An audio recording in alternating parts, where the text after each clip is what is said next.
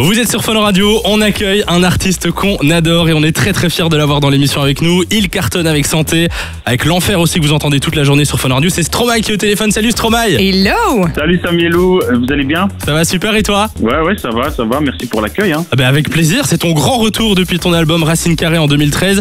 Même si tu t'étais pas totalement éloigné de la musique, puisque tu as collaboré avec Billie Eilish, avec Dua Lipa, Big Flo et Oli, Orelsan, entre autres. Ouais. Tu nous as quand même manqué, mais qu'est-ce qui toi t'a manqué depuis 2013?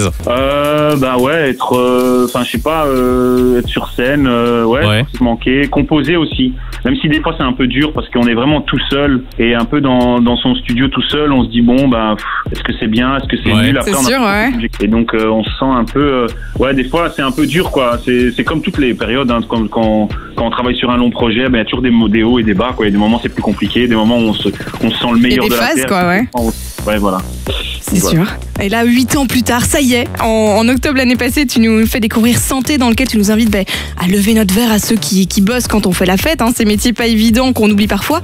C'est le premier son de ton futur album qui est sorti. Est-ce que c'est aussi le premier que tu as écrit pour cet album, ou bien c'est le premier message que tu avais envie de transmettre pour ton retour? Non, après on y réfléchit en équipe. On se dit tiens, c'est quel single qui se prête le mieux?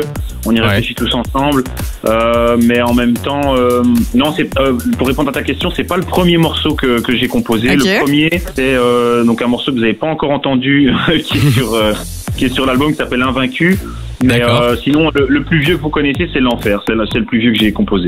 Et justement, t'as composé plein de morceaux. Il y en a combien que t'as gardé parmi, est-ce que t'en as fait 100 et t'en as gardé 10, ou est-ce que t'as mis tout ce que t'avais composé?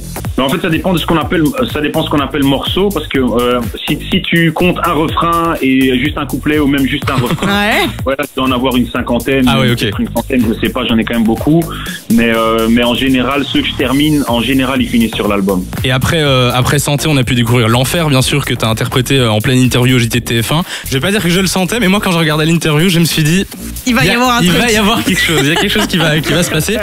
Comment ça s'est mis en place exactement? L'idée, elle venait de toi? Est-ce que tu as dû les convaincre? Comment ça s'est passé? Non, en fait, l'idée venait de mon frère Luc Van Haver, qui est aussi mon directeur, mon directeur créatif, pardon. Ouais. Et en fait, il me disait tiens, je trouverais bien de faire ça au JT et tout. Et donc j'étais là, pourquoi pas. Et puis finalement, c'est arrivé aux oreilles de la Major en France, Olivier Nuss et Stéphanie Spinoza. Et en fait, ils ont posé la question au JT de TF1 et ils étaient super partants, et je trouvais ça assez osé de leur part quand même de se dire on va changer un truc aussi institutionnel que le JT de 20h le dimanche soir. C'est énorme, c'était du jamais vu évidemment. Alors du coup, on connaît déjà 2 sons, va falloir encore attendre un petit peu pour découvrir ton album Multitude qui sortira ce 4 mars. Avec cet album, on va voyager à travers plusieurs pays, puisqu'on sait que tu aimes utiliser des grooves, des instruments différents, mélanger un petit peu tout ça. Est-ce qu'on peut dire qu'on va aussi faire une sorte de voyage intérieur, parce que finalement on va parler de ce qu'il y a en nous aussi? Ouais, exactement. Moi en fait, à la base, Multitude, en fait, la raison pour laquelle j'ai donné ce titre-là, c'est donc déjà je sortais de ma douche. Ça n'a aucun rapport avec le titre, mais je le dis quand même. Non, mais c'est bien. Et donc je sors de ma douche et je me dis en fait c'est ça qu'il faut. Mais c'était la veille où mon frère m'avait dit tiens, en fait un truc que t'as l'habitude de faire, c'est te mettre toujours dans la peau de personnage. Quand je chante mes chansons, c'est vrai, j'aime bien raconter ça comme un acteur ou comme un conteur d'histoire. Et puis en même temps, la multitude d'influences musicales, finalement je me suis dit tiens, en fait ça fait autant musicalement, autant lyriquement parlant, ça matchait pour les deux quoi. Bien quoi, et donc voilà. Et donc c'est comme ça qu'on a choisi tous ensemble le titre. Alors on a reçu Angèle dans l'émission récemment, c'était il y a 1 mois et demi je pense, et je lui avais posé cette question: à quand un feat avec Stromae? Alors je l'ai posé parce que c'est les auditeurs qui nous harcèlent sur la page Facebook pour savoir ça. Du coup je vais pas te donner sa réponse, mais je te retourne la question. Est-ce que tu as déjà pensé à un feat avec Angèle? Oui, évidemment, ça m'a déjà traversé l'esprit, mais en même temps, franchement, je me tenais tellement à la direction de mon album que je me suis dit il faut que ça fasse sens par rapport à cette multitude d'influences, trucs à travers le monde. Après c'est vrai que tu me diras Angèle fait partie d'un pays du monde, donc pourquoi pas, mais c'est juste que finalement je me suis dit en fait il y aura pas de feat, et puis voilà. Et en fait là maintenant c'est vrai que moi, une fois que j'ai fini de composer mon album, j'ai du mal à me remettre dedans. Je mets tellement de temps je suis tellement lent. Par exemple là ça m'a pris 3 ans pour faire l'album. Mais avant qu'il y ait quelque chose de potable qui sorte, il me fallait 6 mois quoi. Et du coup, au niveau des collaborations, il n'y a aucune collaboration sur l'album. Ben non, il n'y en a aucune. Ok. Attention, en fait, il n'y a pas de featuring, mais il y a beaucoup d'instrumentistes. Oui, bien sûr. J'ai travaillé avec un joueur des Russes et un violon chinois. Ok. Ouais. Le joueur s'appelle Gogan. Il y a Alfredo Coca qui est un joueur de charango bolivien. Il y a un joueur de charango argentin aussi. Il y a des chœurs bulgares. Il y a plein de gens du monde entier. Il y a l'orchestre. Ah oui, il y a l'orchestre national de Belgique qui est intervenu sur 6 morceaux de l'album. D'accord. Enfin, bref, il y a vraiment, il y a plein de, et c'est Bruno Le Thor qui a fait les arrangements d'ailleurs pour l'orchestre. Enfin bref, il y a vraiment plein. Il y a mon frère qui a fait des compos aussi dessus. Il y a Moon Willis qui est un producteur anglais qui m'a aidé. Bref, il y a vraiment des influences de partout et beaucoup de collaborations finalement.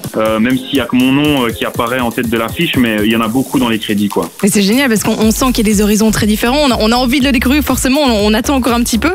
Avec la sortie de cet album, c'est aussi le grand retour sur scène. Tu seras au Palais 12, alors en mars 2023, mais là tout est déjà complet, sold out. Donc il y a des dates qui se sont rajoutées en juin, je pense. Et puis des festivals aussi. Impatient ou stressé de retrouver le public ou un petit mix des deux? Bah, un mix des deux, hein. C'est pas. Sinon, franchement, si je m'inquiétais pas, sincèrement, je devrais m'inquiéter. Mais franchement, moi, ce qui me stresse surtout, c'est d'oublier mes paroles. En fait, c'est vraiment c'est ma phobie, quoi. Mais c'est vrai que dans les premières représentations, ça peut être une inquiétude de se dire, je vais Ça pas. t'est déjà arrivé ou pas d'oublier les paroles sur scène? Ouais, ça m'est déjà arrivé. En plus, j'ai une espèce de parade pour ne pas. En fait, ma parade à moi, c'est de tendre mon micro comme si je demandais au public. Ah ouais. Allez, rappelez-moi les paroles. Mais en fait, ça marche pas parce que le public a déjà vu que t'avais raté. Et donc, ça, c'est trop tard. Donc bref, c'est vraiment une technique utile. Alors, Stromae, il y a quelques jours, on a pu te voir à Bruxelles au cinquantenaire pour le tournage d'un futur clip. Alors, ambiance très très mystérieuse, très secrète. J'ai même vu à la télé des figurants qui pouvaient rien dire, etc. Donc, je tente quand même de poser la question. Qu'est-ce qu'on va découvrir dans ce clip? Est-ce que c'est ton prochain single? Et quand est-ce qu'il va sortir? Ben, il va sortir, je sais pas si je peux donner la date, mais il sortira bientôt. Ok. Soon, Il sortira bientôt. Et comment vous dire, c'est, je vais pas en dire grand chose en fait, hein. Je vais juste dire que c'est une fête nationale, quoi. D'accord. Donc voilà, c'est une journée nationale en l'hommage de quelqu'un et voilà, c'est tout. Donc c'est tout ce que je peux vous dire. Eh ben, on a hâte de découvrir ça en tout cas. Stromae, on rappelle que ton album Multitude sort le 4 mars et qu'on le découvrira bien sûr sur Fun Radio. Merci d'être passé, Stromae, tu reviens quand tu veux. Ben, merci à vous, c'est très gentil pour l'accueil, merci beaucoup. Avec Salut plaisir, à toi. à bientôt. Ciao. Merci, à bientôt, ciao.